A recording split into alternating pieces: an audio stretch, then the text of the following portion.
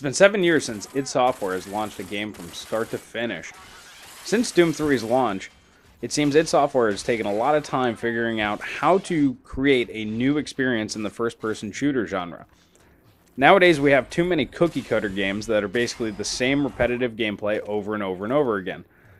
id Software, with Rage, decided to go outside the box and mix elements of other very successful games such as Fallout 3, Borderlands, Deus Ex, and kind of mix those together, even a little bit of BioShock, and kind of combine it into a new experience.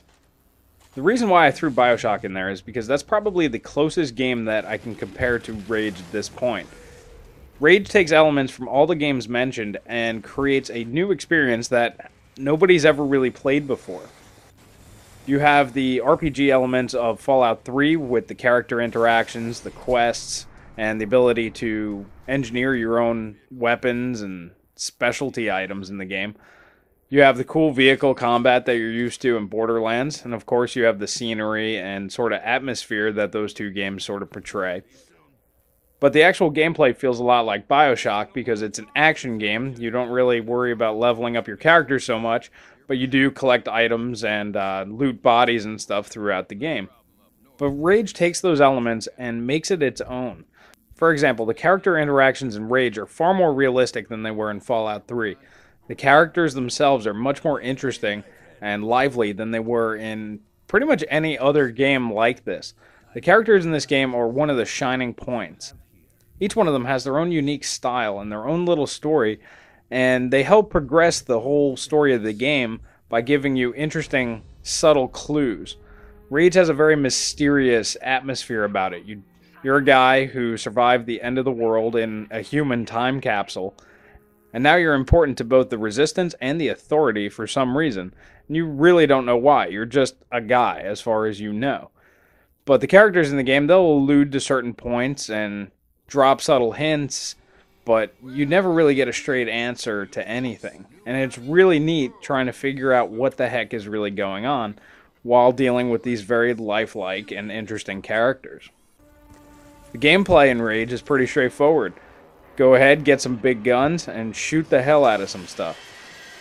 One of the cool new features is you have almost like a side weapon, kind of like in most games where you have grenades and whatnot. But in Rage you can have a bunch of different stuff. For example, like a remote control RC car with C4 attached to it. You can throw out this boomerang thing that slices right through bad guys. You have your bandages. You have a bunch of different items that you can use as secondaries. Of course, you have your primary weapons, but you can go ahead and upgrade and change the ammo types to suit the situations that you're in. To go ahead and get a lot of these cool items, what you got to do is find schematics in the game and then engineer them yourself by finding parts throughout the game. That's something that really reminds me of Fallout 3. But the actual scavenging for stuff reminds me a lot of BioShock. So it really looks like id took a lot of the biggest games that have been out over the past decade and combined the elements that they really liked. And they went ahead and did it in a way where Rage feels like an id Software awesome shooter game, but it goes way beyond anything else they have ever made. Also introduced in Rage is the new id Tech 5 graphics engine that they've been touting for years and years and years. The good news is it looks great, and it runs at a very high frame rate on the consoles.